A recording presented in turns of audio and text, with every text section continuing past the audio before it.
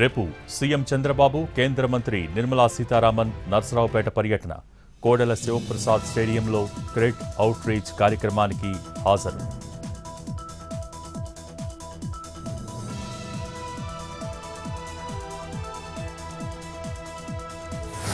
కేసీఆర్ ప్రాజెక్టులపై దుర్మార్గమైన ఆలోచన చేశారన్న భట్టి. గత సర్కార్ చేసిన దాష్టీకాలను తమ ప్రభుత్వం బయటపెడుతోందని వ్యాఖ్య. నిధుల కొరత లేకుండా ఇరిగేషన్ పనులు పూర్తి చేస్తామన్న భట్టి.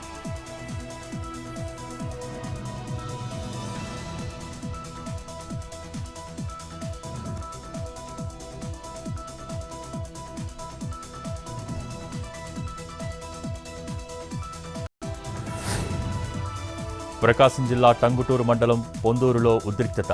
ప్రేమ పేరుతో కీర్తిని మోసం చేసిన సాయి సుమంత్.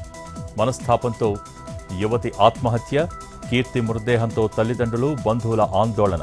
తమకు న్యాయం చేయాలని సుమంత్ ఇంటి దగ్గర ధర్నా.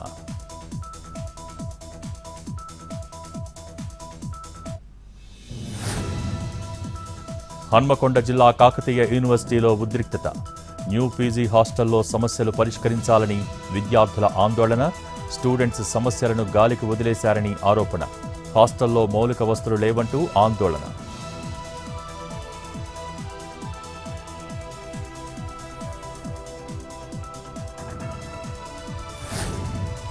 మార్కాపురం జిల్లాలోని కలెక్టరేట్లో జమ్మనపల్లి కాలనీ వాసులు నిరసన. పాత బకాయిల పేరుతో కరెంటు కనెక్షన్లు తొలగించారని ఆవేదన.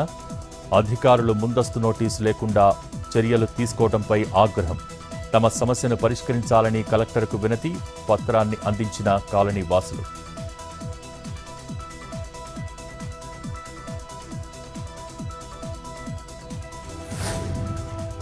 రాజన్న సిరిసిల్ల జిల్లా వెంకట్రావుపల్లిలో అధికారుల ఆకస్మిక తనిఖీలు. కూలీలను తరలిస్తున్న వెహికల్ సీజ్. గూడ్స్ వాహనాల్లో ప్రయాణికుల రవాణా ప్రాణాపాయానికి దారితీస్తుందని హెచ్చరిక.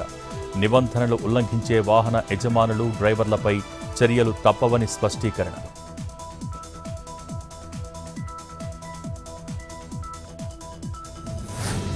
సిబిఎస్ఈ త్రిభాషా విధానంపై సుప్రీంకోర్టు ఆందోళన. కొత్త భాష ఇప్పుడెందుకు ప్రవేశపెడుతున్నారని ప్రశ్న. 10th విద్యార్థులు ఒత్తిడికి లోనవుతున్నారన్న న్యాయస్థానం.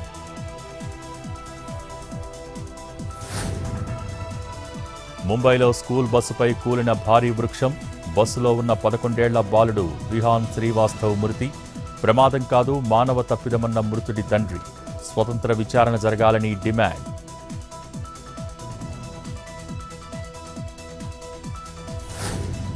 మమతా బెనర్జీకి మరో ఎదురు దెబ్బ.